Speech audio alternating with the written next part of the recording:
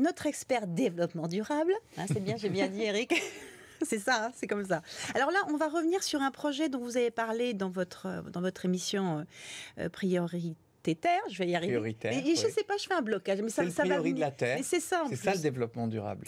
Donc on va revenir à un projet solaire et solidaire venu tout droit des Alpes de Haute-Provence, Eric. Oui, ça va nous permettre d'aller de Manosque jusqu'au Burkina Faso pour la rentrée. Ça nous permet de rester à la fois à l'école et en vacances. En fait, il y a eu en 2014, Pierre Chantoin est venu, c'est un responsable d'une association de solidarité avec l'Afrique. Il est venu au lycée de Manosque parce qu'il avait un souci. Il voulait mettre des panneaux solaires dans des collèges qu'on va voir, qui sont au Burkina Faso, dans le canton de Toléa. Et évidemment, tout seul, il pouvait rien faire. Il pouvait rien faire. Et ce qui est assez génial, c'est qu'en fait, lui, il demandait juste un petit coup de main et en fait, ça a structuré complètement la filière du bac développement durable, puisqu'il existe un bac technologique, sciences et techniques de l'industrie du développement durable. Si ça ne rentre pas développement durable aujourd'hui. Oui, c'est le bac STI 2D. Ouais. Et donc, en fait, les élèves ont travaillé sur ce projet-là. Ça a vraiment structuré la pédagogie des 2 années. Et à travers ce projet, électrifier de manière solaire 2 collèges avec tout un tas de problèmes à résoudre. Eric, il faut justement expliquer pourquoi il faut électrifier les collèges en Afrique. D'abord, tout simplement parce qu'il n'y a pas l'électricité. Ce sont des collèges de brousse qui sont au fin fond du fin fond. Et deuxième raison, c'est que quand on est proche de l'équateur, comme c'est le cas du Burkina Faso, à 17h, il fait nuit. Donc, si vous n'avez pas d'électricité, vous ne pouvez pas faire vos devoirs. Tout simplement. Et donc l'idée, c'était d'essayer d'avoir 3 heures d'éclairage à partir du moment où il fait nuit, et en même temps d'avoir aussi une imprimante pour pouvoir faire des copies, parce que ça paraît tout simple, mais il n'y a pas de livre non plus. Et donc si les professeurs veulent faire des copies pour avoir des documents écrits pour tous les élèves, c'était absolument nécessaire. Alors techniquement, ils sont partis donc au Burkina Faso, ils ont fait l'installation sur le toit des écoles. Voilà, ils ont fait ça en février dernier. Oui.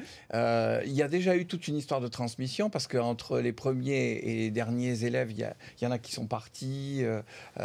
Donc il y en a un petit groupe qui est parti là-bas. Ils ont équipé 2 collèges, le collège de Capon et le collège de Boulma. Bon, il y a eu tout un tas de péripéties.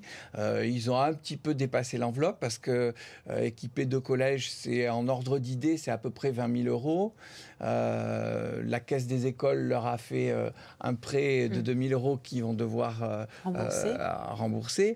Mais au bout du compte, ça s'est fait. Et ce qui était à prévoir, c'est que dans l'histoire, il y a évidemment, il y a surtout un élève qui a accroché et qui s'est dit, il faut absolument que cette histoire, elle continue, ça ne peut pas s'arrêter là. Mais c'est ça qui est fou, hein, c'est qu'il est tellement pugnace par rapport à ce projet qu'il veut vraiment que ça fasse des petits en plus. Exactement, parce que maintenant, Alain de Morel, puisque c'est lui, il a eu le bac, voilà, et il a eu un très beau diplôme, et donc il est parti à Paris, à l'Institut Charpak. Voilà, c'est ça, c'est l'Institut Villebon Georges Charpak. Et du coup, il a exporté cette idée de Manosque qui était passée par le Burkina Faso, et il recrée une association pour pouvoir aller beaucoup plus loin, parce qu'il y avait eu une première expérience d'installation de panneaux solaires qui n'avait pas tenu. C'est la raison pour laquelle, pendant 2 ans, les élèves de Manosque ont vraiment travaillé d'arrache-pied sur le projet. Ben oui, parce que vous imaginez les températures qu'il y a là-bas, donc il faut que ça tienne. Ils ont réfléchi à tout un tas de problèmes pour essayer d'économiser les batteries, puisque c'est souvent là où ça pêche.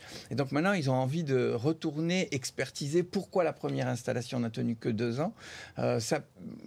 Vérifier que celle qu'ils ont conçue là va bien être durable et continuer dans le temps. Et en même temps, faire des petits et continuer à équiper d'autres collèges parce qu'ils se sont rendus compte qu'il faut sortir un peu de France pour se rendre compte un petit peu tout ce qu'on a ici, tout ce qu'il n'y a pas ailleurs et se rendre compte que la solidarité, c'est une des valeurs de base de l'éducation et de l'humanisme qui fait qu'on sait vraiment ce que c'est qu'être humain.